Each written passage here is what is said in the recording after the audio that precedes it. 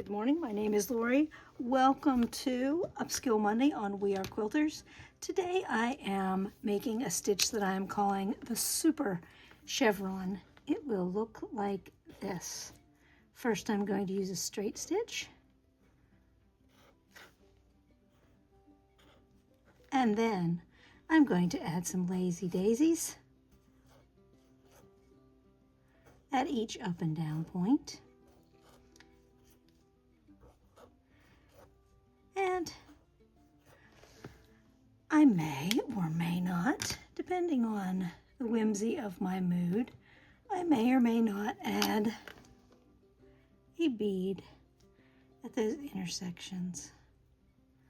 And they will not all be green, so it incorporates a straight stitch, lazy daisy, and maybe a bead or a French knot. And it's a little wide, it's not straight, so I'm calling it the Super Chevron. Or let's get to looking at the blocks that I'm going to decorate this time. Okay, I have, and of course everything at this point in my box has been decorated some. I'm going to decorate these light green sections with some darker green thread. I also have a plaid area that I'm going to decorate with it's like a pinkish beige color. I think that would look good with maybe a green or a red or maybe even a gold bead. And this one, you've seen this one recently. I'm going to decorate this black strip with, I believe I'm going to do white for the straight stitches and blue for the lazy daisies, and I don't know what color bead I will use. It could be just about anything. It could be contrasting or it could be a dark blue. I don't know. Whatever strikes my fancy when I get to that point. Let's get to making some stitches. I think I'm going to start with this one.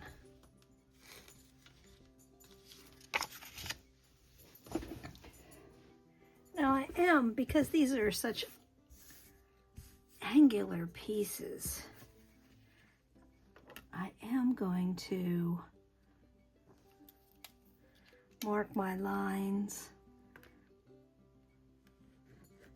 with a friction pen, and I have my iron hot over here.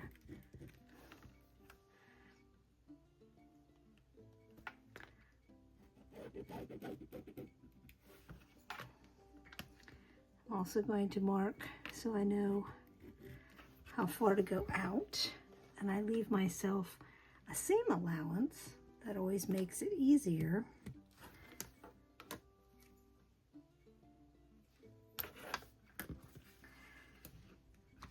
I'm also going to do this section over here. I'm going to put my up and down stitches on here first.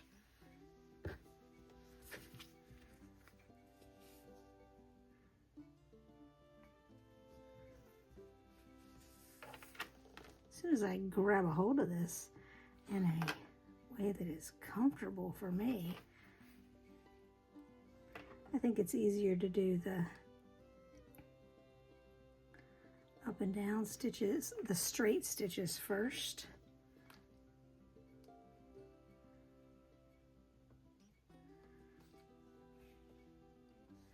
And then I will go back and do the lazy daisy stitches next. Now, because I am not using a hoop, since I'm working so close to this edge, I need to remember to not pull the stitches too tight, just tight enough.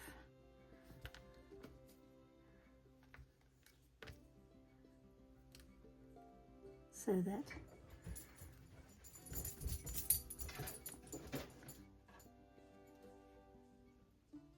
I have something to work on.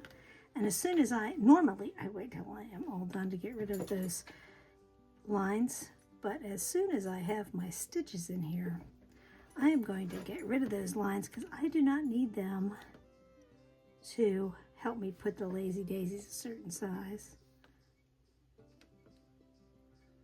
and I see I am not going to win the thread game, that I'm going to need to rethread my needle. So give me a moment, let me rethread, and I will be right back. The chevron is all on there, or the up and down, what I'm calling a chevron. And I know it's not perfectly even. I think it looks better when it's not perfectly even. If I were worried about that, I could mark every so often and make them perfectly even easily. Let me iron away that. It is time to add the lazy daisy stitch.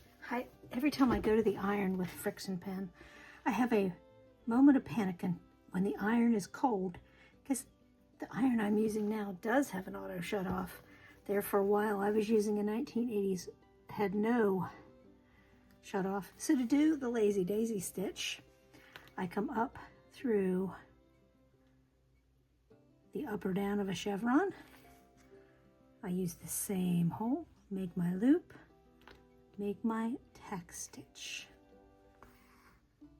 Now I know, because of where I had the lines drawn, I know this one will get lost part way in the seam,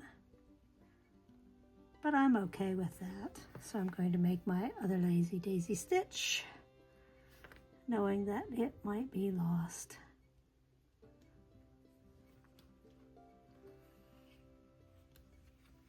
Then I go to the next up and down and make another lazy daisy.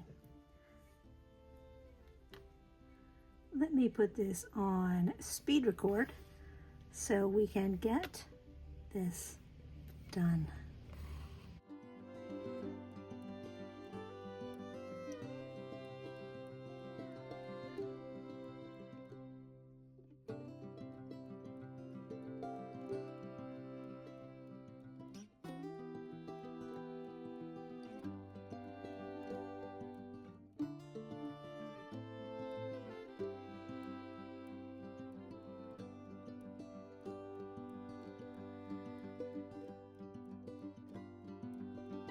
Okay, I wasn't going to put anything on those. I like the way it looks just plain, but you know how it is. What is more is more.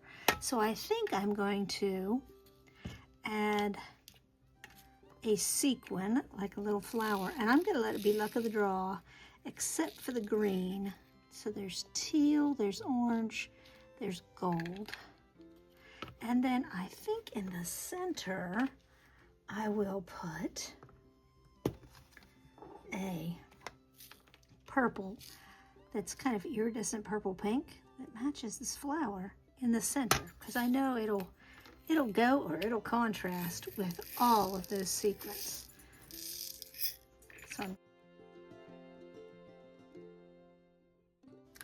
So because I'm using purple beads, I'm using a purple thread. Let's see how this looks. And you know how it is. If after a couple you don't like it, then you just stop. I'm not going to put one here because that is the edge of the seam allowance, and I don't want to hit a bead or a sequin while sewing these together. So let's do the litmus test for the orange.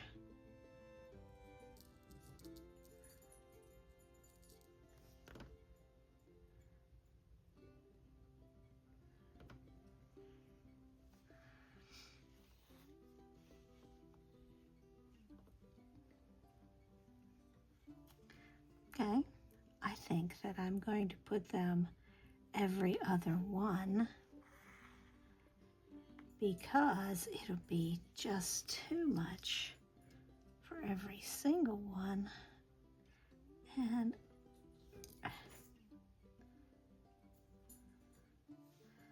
oh, that blue is so pretty.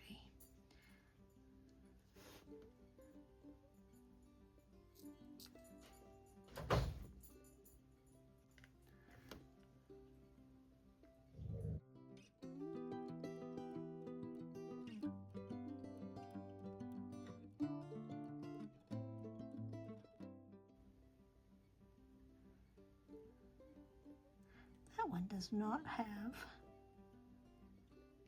a hole. Ow. does not have a hole. Does now. Of course, so does my finger.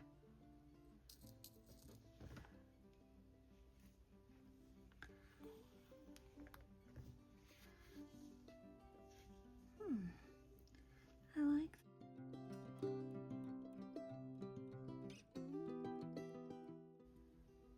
Sequins are like potato chips.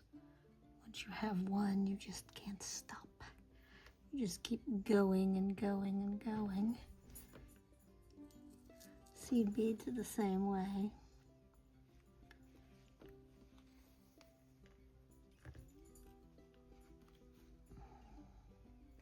Now I could see a little loop there.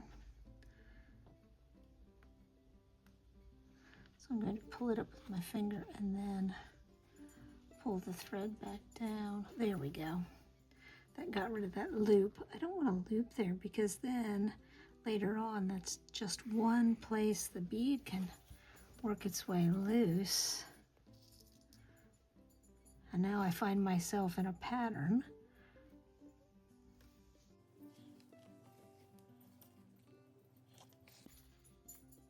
And this would look cute with them on every single one.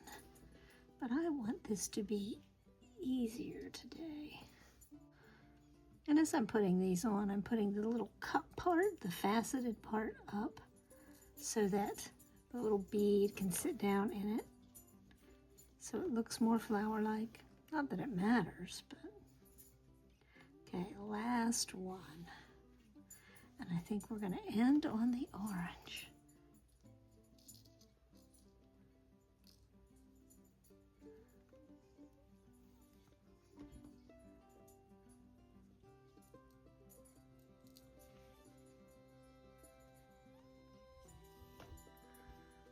And there we have it. My little super chevron with leaves. And I've added some sequins and some seed beads. I think this would look good with just seed beads. Maybe I'll go back and put a little green bead where I didn't put. I think that's what I'm going to do because I just can't help myself. I will have some examples to show you on Friday.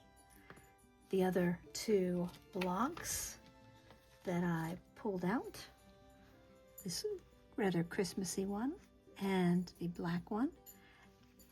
I will have these on Friday to share with you with my super chevrons. Never know how they'll turn out. Hope you've enjoyed this quick little tutorial. See you then.